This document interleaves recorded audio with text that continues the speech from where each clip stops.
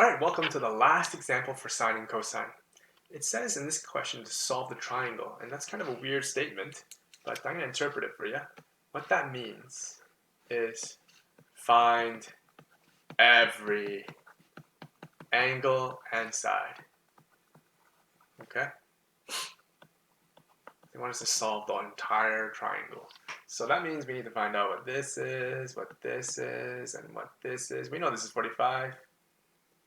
That's 90, and that's 80. Now, when you're asked to solve a triangle, you can use anything you want. You can use the fact that triangles add up to 180, you can use Pythagorean theorem, and you can use SOHCAHTOA, which is the trig ratios.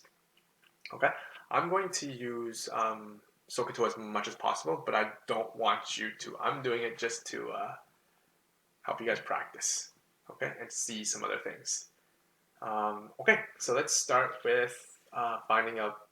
I'm going to label the sides here. I don't know what's going on here, so I'm going to call this A and D. Okay, so if this is going to be my focus angle, so every start every question by labeling your focus angle, so that's my focus angle. This, I'm going to erase, is going to be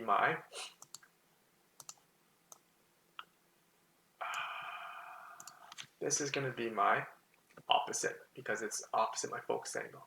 This is my hypotenuse, because this is across from my 90-degree symbol. And the last one is going to be my adjacent.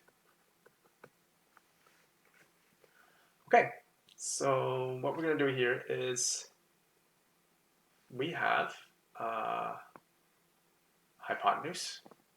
So that's what's given to us. And let's say I want to find the adjacent. Let's start with just finding the adjacent.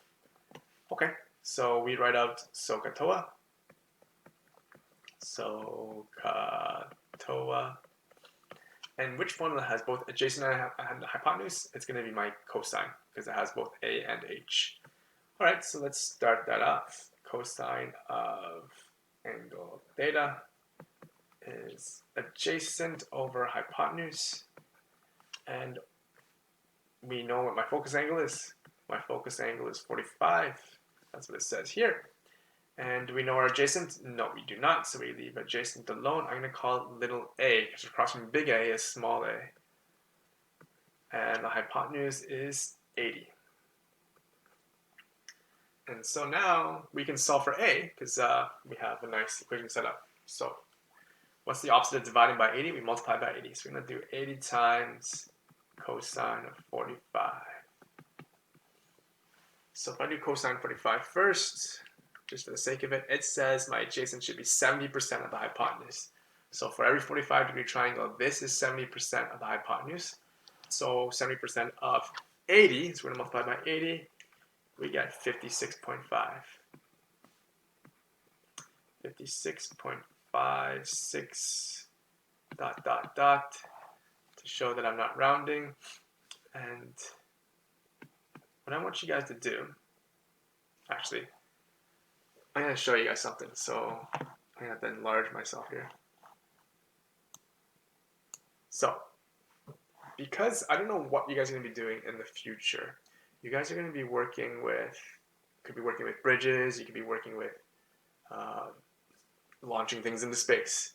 And you might be working in kilometers or some large units where you need every single decimal.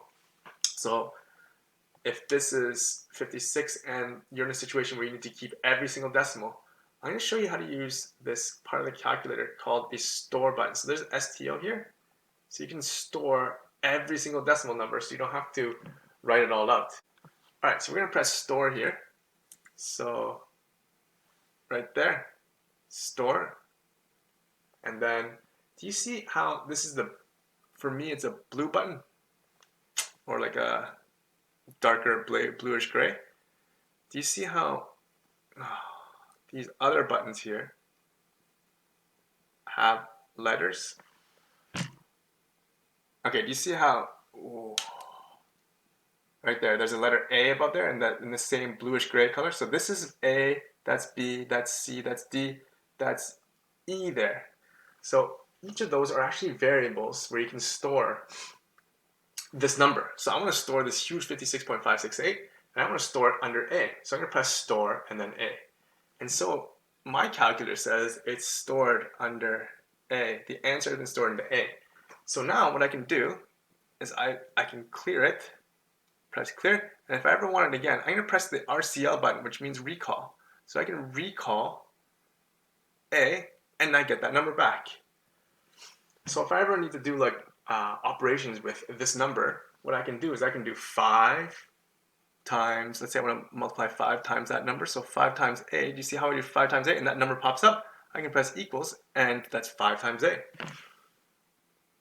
Okay, so what I'm going to do, you want to store this number in the event that you need it in the future. Okay, and you should be storing from now on, so you don't have to round, and you don't have to get mistakes in your final answer wrong. Okay, so I'm going to reduce the size here.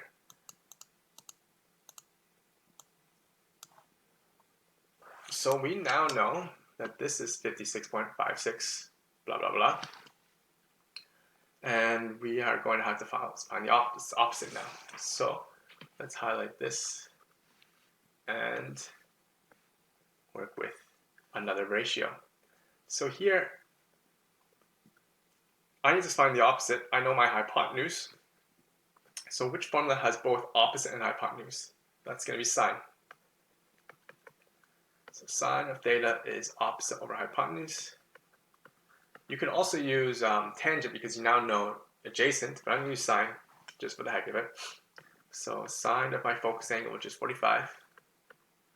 Opposite is unknown, and this is capital letter D, is going to give us lowercase d. So this opposite is now unknown, which is going to be lowercase d, and the hypotenuse is 80. And I'm going to isolate for lowercase d by multiplying, getting rid of this. So the opposite dividing by 80 is multiplying by 80. So 80 times sine 45 equals small b. So 80 times sine 45 is 56.56. And that number kind of looks familiar. And I'm not going to round it. It's going to be the exact number, so I don't have to put that dot there. I'm going to store it under B. So STOB. And take a look. These are the same. Why is side A and side D the same? You should remember from our very first lesson or last week, a couple videos ago, that this is a 45-degree triangle. If this is a 45-degree triangle, this is also 45 degrees. This is going to be isosceles triangle. We have just reinforced the fact using these this mindless program where you choose a focus angle, choose a formula, plug it in, and solve. We've reinforced that this is going to be equal sides using trigonometry. Okay, and that's isosceles triangle. So that's pretty cool. So we found this, we just have one more thing to find, which is angle A.